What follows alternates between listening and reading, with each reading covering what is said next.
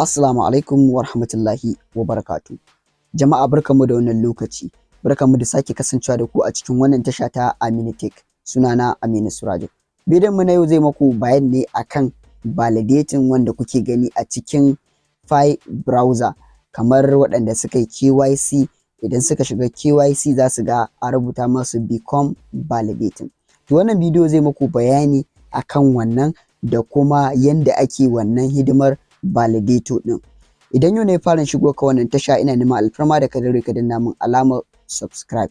Idan kuma ka taba danna min alamar subscribe, ina neman alfarma da ka dare ka danna min like. Mu shiga cikin bidiyon. Kafin mu shiga cikin bidiyon zan aje muku Telegram channel nawa a description na wannan bidiyo ga mai buƙatar update akan mining da kuma crypto sai ya je ya dangwala.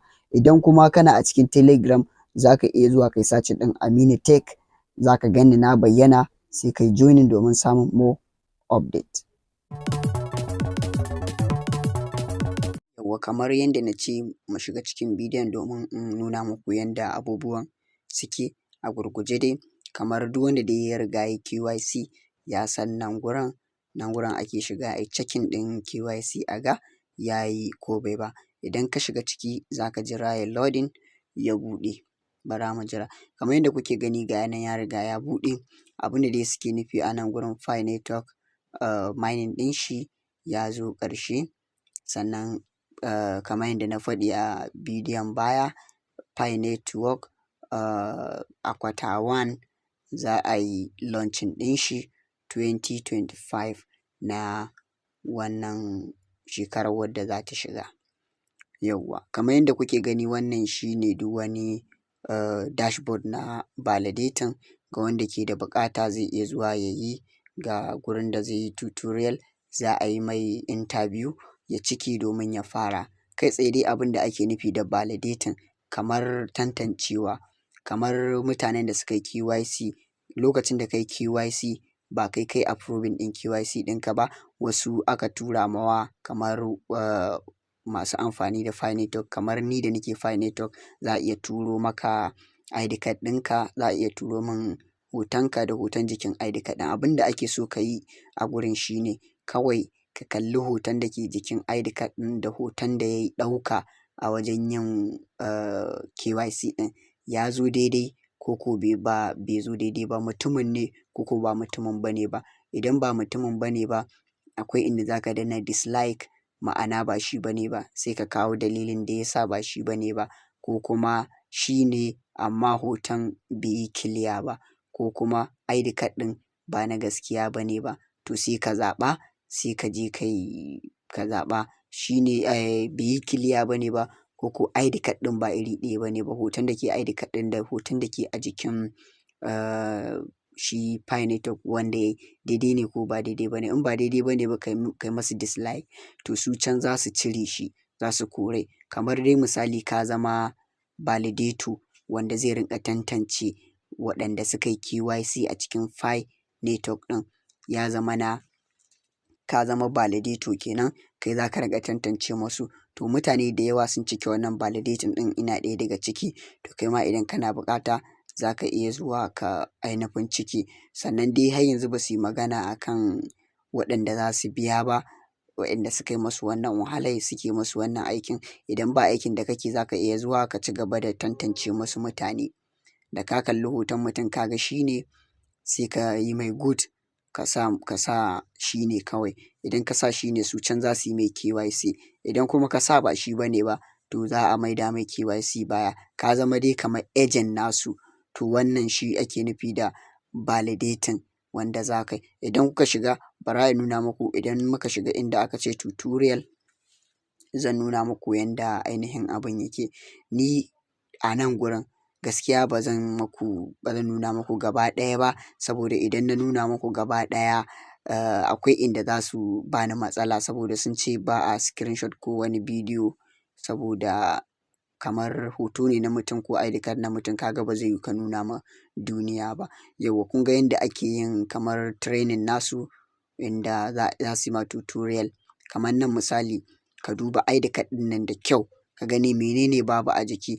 Ga ID number, ga sunan mai, ga komi da komi, ga nationality, ga date of birth, ga yanan komi dai ya fito.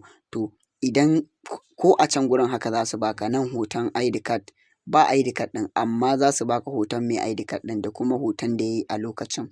Daidai ne ko ba daidai ba ne ba, in ba daidai ba ne ba za ka danna wannan dislike. Idan ka danna dislike sai ka zo nan ka zaɓa unclear ne ko current ID card, expiring date ne ko fake ID card ko wrong country, to sai ka zaɓa za su baka.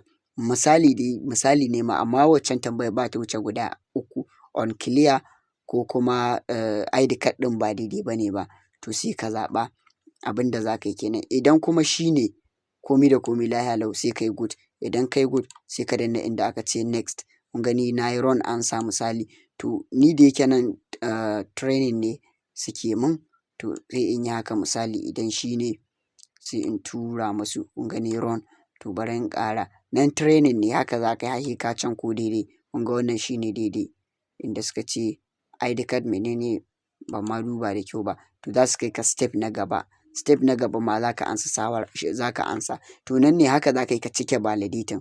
Kun ga yanda suke kawowa nan gurin, haka za su baka hoton sai ka zaɓa sai ka gani daidai ne ko ba daidai ba ne ba. In na ci gaba da tafiya za su iya bani matsala saboda recording ne nake yi nan gurin. Sannan idan kuka duba wannan su ne gaba ɗaya mutanen da successful validating, waɗanda na yi ma validating gaba ɗaya ya yi lafiya lau, waɗanda na yi ma wa ma'ana na sa musu good ya yi daidai. Waɗanda kuma gaba ɗaya dai total validating ɗin da ni 34 ne. Total validating 34, wanda ya successful nasu waɗanda na sa musu ID card ɗinsu komi daidai mutum 29, saura kuma mutum 29, mutum 5 kenan. Su kuma 29, mutum 3 kenan za a ce. Su kuma sauran ba su wannan ba. Sauran su kuma kamar ya zan maku bayani, su kuma ba su ID card ɗinsu bai yi daidai ba, ko in ce fuskar su ba daidai ba, unclear dai misali gaba ɗaya. Ga percentage ɗina ina na 33%. Sannan idan kana buƙatar ka duba KYC ɗinka ka ga yayi ko bai ba, kana dai shiga KYC abin da za su nuna ma kenan. Idan kana buƙatar kai kuma ka duba ka ga yayi ko bai ba, sai ka shiga inda aka rubuta check my KYC application status, to kana dannawa za su dawo ma da KYC ɗinka. Ka gani KYC ɗinka ne ko za ka ga komi ga yanan dai. Idan kuka duba ga yanan KYC ɗina yayi green. Yayi green za ku ga lafiya lau, ko da golden ya nuna ma to kada ka damu zai koma green ba tare da wani abu ba. Idan kuma za ka koma validating ga yanan sai ka danna ka je ka yi ma mutane validating. Da ka danna let's go za su fara kawo ma hotunan mutane sai ka rinƙa tantance su. To haka ake yin wannan validating ɗin, da kuma shi ne dai ma'anar validating.